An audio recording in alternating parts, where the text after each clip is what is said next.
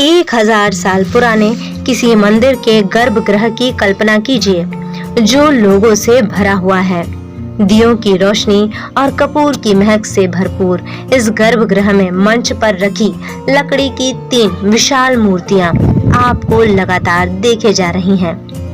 ये उड़ीसा की पुरी में स्थित जगन्नाथ मंदिर का नजारा है, जहां कृष्ण अपने बड़े भाई बलराम और छोटी बहन सुभद्रा के साथ प्रतिष्ठापित हैं। गोल आंखों वाले कृष्ण काले जितने काले हैं, बलराम श्वेत, जबकि सुभद्रा हल्दी जैसे पीले रंग की। उनकी प्रतिमाएं थोड़ी अजीब सी लगती हैं, उन्हें कुरूपी कह सकते हैं। कहते हैं महाभारत युद्ध के 36 साल बाद जारा नामक शिकारी के तीर की वजह से कृष्ण अपना नश्वर शरीर छोड़कर बैकुंठ सिधार गए। बड़ी अनिच्छा से उनके अवशेषों का अंतिम संस्कार किया गया। उनके हृदय को छोड़कर अग्नि ने संपूर्ण शरीर को भस्म कर दिया। हृदय को समुद्र में अर्पित किया गया, जो बाद में नीलमाधव नामक सुंदर छवि में बदल गया। वह छवि उड़ीसा में एक जनजाति को मिली और उन्होंने उसे एक गुफा में प्रतिष्ठापित कर दिया।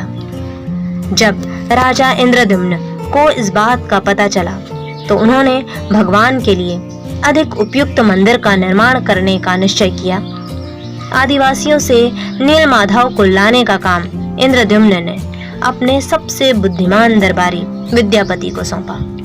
विद्यापति जानते थे कि आदिवासी लोग नीलमाधव की कड़ी निगरानी करते थे, इसीलिए उन्होंने खोजने के लिए एक विस्तृत योजना बनाई और बड़ी होशियारी से उस गुफा का पता लगा लिया जहां नीलमाधव रखे हुए थे।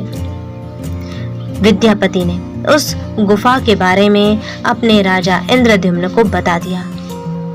जल्द ही राजा इंद्रद्युम्न नीलमाधव को ले जाने के लिए गुफा तक पहुंचे।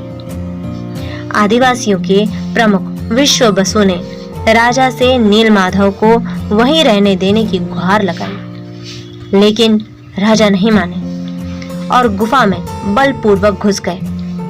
परंतु ये क्या, छवि गायब हो गई। इंद्रद्युम्न को अपनी गलती का एहसास हुआ और उन्होंने नीलमाधव से क्षमा मांगी। फिर करुणामय नीलमाधव राजा के सपने में आए और उन्होंने समुद्र किनारे जाने की सलाह दी।